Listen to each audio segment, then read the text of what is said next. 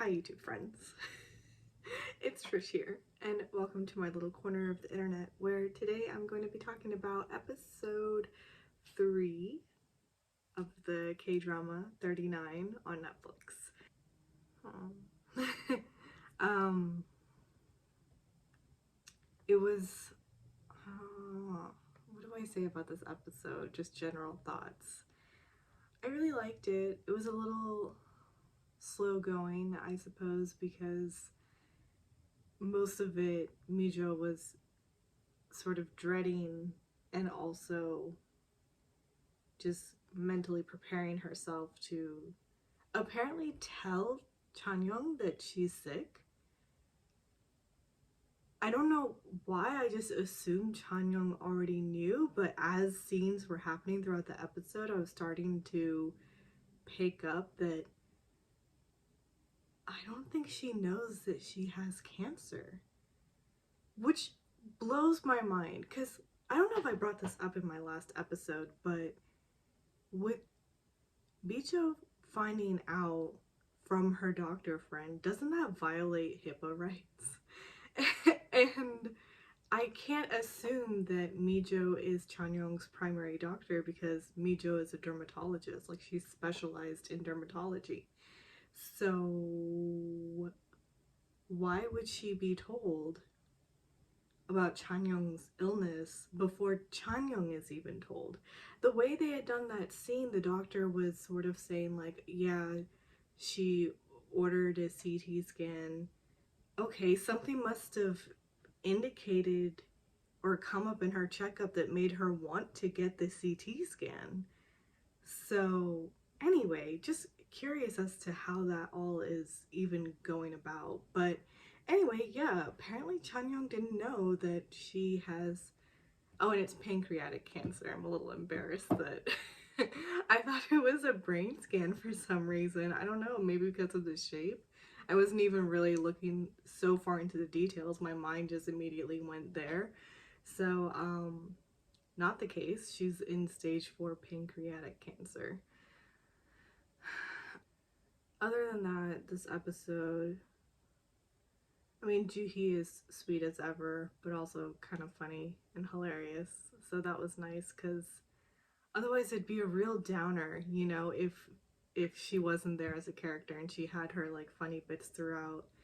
Sonia is just super sweet. Like, he's just so thoughtful and kind and considerate and knows his place, so to say, as sort of a newly incoming person and not even entering into the friend group yet. He's just on the sidelines, like vaguely just knows some people. So anyway, yeah, I guess I will just go ahead and get into the episode now because it is still a long episode and there's a lot that happened and I'm trying to reach under 45 minutes because I understand a 6-part upload is a bit excessive for a episode recap. Yeah. Okay. So, episode 3 actually starts off with a flashback episode. I gotta say, these are sort of cute. The three of them are sitting on Mijo's couch and they're just like watching stuff, and then Mijo is flipping through channels and Joohee stops her on a home shopping network that apparently has like funeral service stuff up, and Joohee's voicing out that her friends, I guess, already have things set up for when their parents will pass away, which is like, okay, geez. But then they sort of voice and talk about how if they continue on as they're going, when it comes time for them passing on, their parents will have been gone. Most likely their siblings would have been gone. So who's going to bury them? And Mijo starts a rock, paper, scissors game. Actually, she was doing it to see who was going to be living the longest. And so whoever that was going to have to take care of the other two's service, I guess. And Chanyeong is the one who ended up getting the extended life, so to say. So going back to what's happening in present time, Mijo is leaving Jin-suk's office after sort of attacking him and blaming him for what's happening, and saying that she's gonna kill him. And she's leaving and she's still quite dazed and just out of it, and Sonyu is chasing after her, and he won't let her drive. And so he says, look at you, like, do you even realize that you're still in your doctor's coat? Like, you're not going in this state. So he is going to drive her. And we see Jin-suk sitting in his office, sort of also staring off, and he's remembering, and now we see a scene of Mijo when she does have a hold of him. She's saying that if he can't save Chanyeong, she will kill him. So he calls Chanyeong but doesn't get a hold of her. And then we see Mijo is in the car, Sonyu is driving her, and she's sort of saying like, okay, I can take the car now, but he still won't let her. And he says like, okay, if you insist, I'm just gonna follow you in a taxi. So just think of me as your driver. Where do you want to go? And she wants to go see Chanyeong. So now we're in Chanyeong's office, and Jin-suk's wife is there. And she's come to ask Chanyeong just who is she to Jin-suk, and what are the depths of her feelings for her husband. And she brings up how she's always around, and she sees her growing old next to him. And she's just trying to get at what is going on, because Chanyeong isn't really saying anything, and so she's spitting out like all these theories, and they're all quite harsh. But from her position, you can kind of see why she's asking, I guess. She's like asking if he's promised to have his actors only work with her as an acting coach. Has he promised parts of his assets to her? And Chanyeong is just answering no to all this. And so she's saying, well, that's even weirder. If there's nothing like that, then why are you there?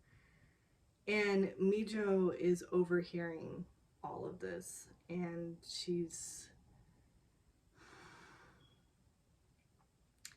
at one point is going to come in, because obviously she doesn't like her friend being talked to in this way, especially after knowing the condition that Chanyeong is in right now.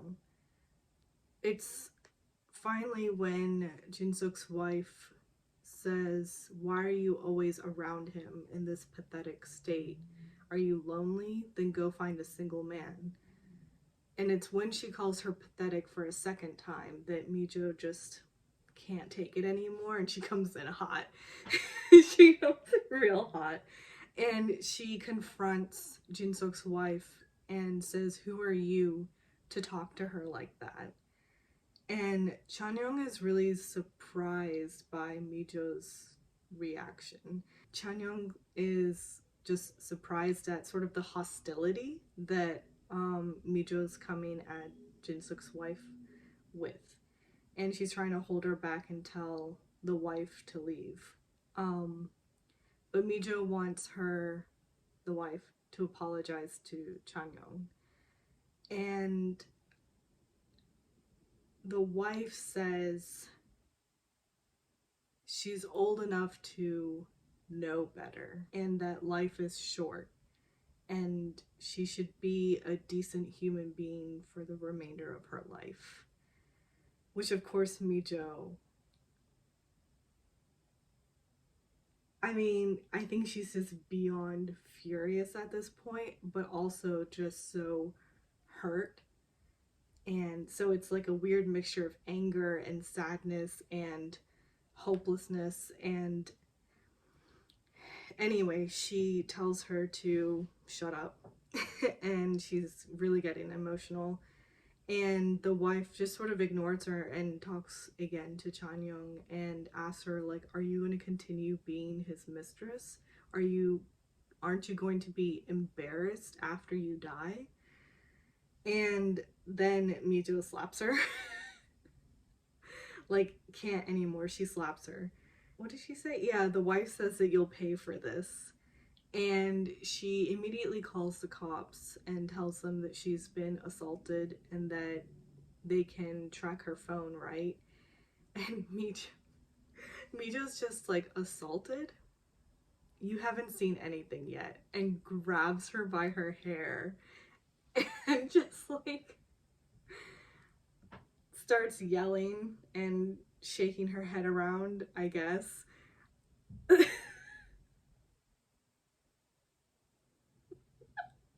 So, it's not funny. It actually really is not a funny situation. Mijo's just at the height of her emotions right now, and she broke.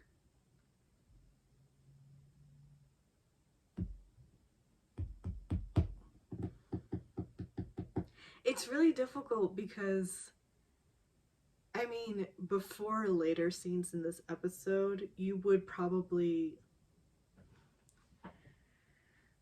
I don't know. It's not that I ever really liked the wife, but at the same time, you would think from her point of view, she's confronting who is possibly the mistress of her husband. She's not getting any answers.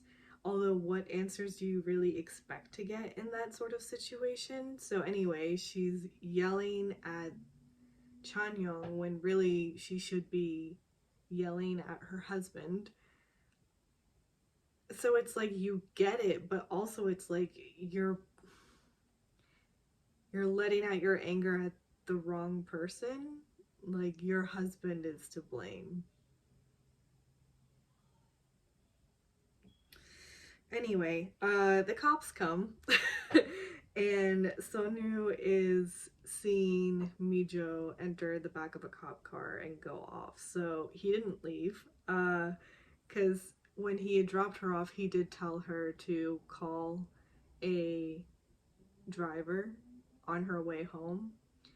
Uh, and she just sort of thanked him and took her keys back and was walking down the stairs, but she was very like shaky while she was going down, and he saw that, so I guess he's worried, and so he didn't leave. But he sees them going into the cop car, and they're at the station, and Mijo's not even trying to deny anything. She's just like, yeah, her statement's true. And Chanyoung is trying to be like, no, there's a misunderstanding. So the cop is talking to Mijo and is like, did you assault her? Why did you hit her? And Mijo's just like, because she deserved it. Anyway, so Chanyoung's just sort of like amazed that Mijo is acting out in this way and also just does not know what to do. And Jin-suk's wife, I should probably know her name, I'll put it in,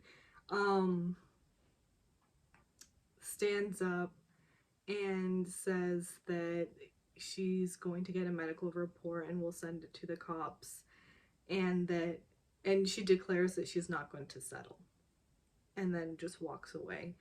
And Chanyeong, not knowing what else to do, calls Jin-suk. So he arrives and he sort of asks, like, where is she? And Chanyeong says that she went to the hospital to get a checkup. And he asks how she's doing, and she's like, fine. And so he goes to Mijo and then really gently asks her, what's going on? Like, why are you acting like this? And Mijo tells him to get lost and not even looking at him. And she just gets up and leaves.